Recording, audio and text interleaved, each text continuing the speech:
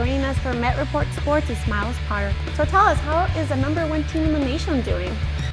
We'll get to those guys in a minute, but first, let's start off with some softball. After a win on Saturday morning versus Regis 9-1, softball would take their 3-game winning streak into Game 2 versus Western New Mexico State. What happens next, you ask? Let's take a look. The game was over before it began. The Roadrunners came out on fire, scoring 4 runs in the first inning, including a double by Mary Tallinger, who went 2 for 2 with 5 RBIs. Her teammate Danny Sandel, she was 3 for 3, and of course, the pitcher, Cassidy Smith, she pitched a gem, only allowing 3 hits, in 5 innings, and didn't allow a walk. She would improve to 6-0 on the season, and Metro wins 12-0.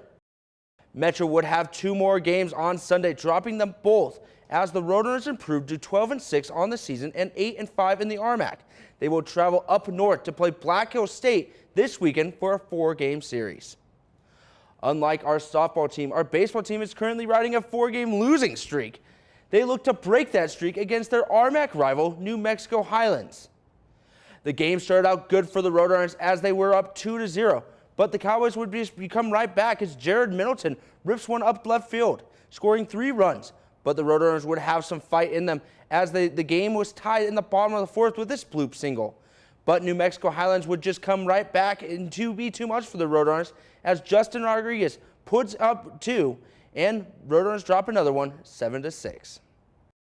They had 2 more games on Sunday, losing them both a combined score 9-16. The Roadrunners are 3-11 overall and 2-8 in the RMAC. They are currently on a 6-game losing streak and looking to break that streak today versus Colorado Mines, who's also on a 6-game losing streak. After surviving Game 1 of the NCAA tournament on Saturday versus UC Colorado Springs, the test didn't get any easier as they had to place another RMAC rival, Colorado School of Mines. These 2 teams have faced off before, 2 times this season, Metro winning them both. So what a better time for Mines to beat them, right? Well, the Roadrunners would have something to say about that. Jamal McClurkin from downtown, he would connect. And look at the emotion. You think this is a big game? And then Brandon Jefferson, Harrison Goodrick harasses the Ordigger player, and we're off to the races. BJ finishes with this easy deuce. How about a little more from the RMAC Player of the Year? This one from NBA range. Metro up big 46-33 at halftime. Second half, and it was more of the same as Jefferson would go in the land of trees with this left-handed layup. He would finish with 30 points on the night. But Mines would come right back as Brett Green cuts the lead to 10 with 4 minutes left. Next possession, he does it again. Green finished with a team-high 16 points on the night, but Metro would answer with this nice pass by McClurkin to Will Sinclair, who slams it down.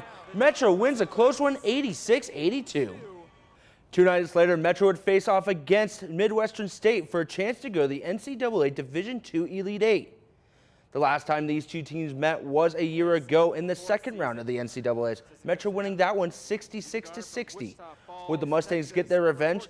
Roadrunners open up the scoring from 3-point land as Nicholas Kay, who had 15 points in the night.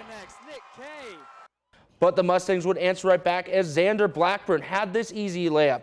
Metro would force 11 first-half turnovers. Now, check out Jamal McClurkin breaking the defender's ankles. Metro would have 15 points off turnovers. Metro up 33-26 going into the locker room. Second half, and it was all Metro.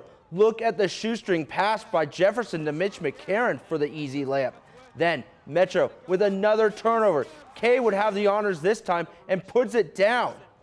Jefferson seals this one for Metro with a deep 3. Metro wins 78-56 and is the regional champs for the 3rd time in a row.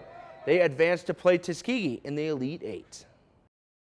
That's the key to me. That's the key, because you can't punch the clock and get on the floor and, okay, we're going to have chemistry, but then off the floor we're going to be independent.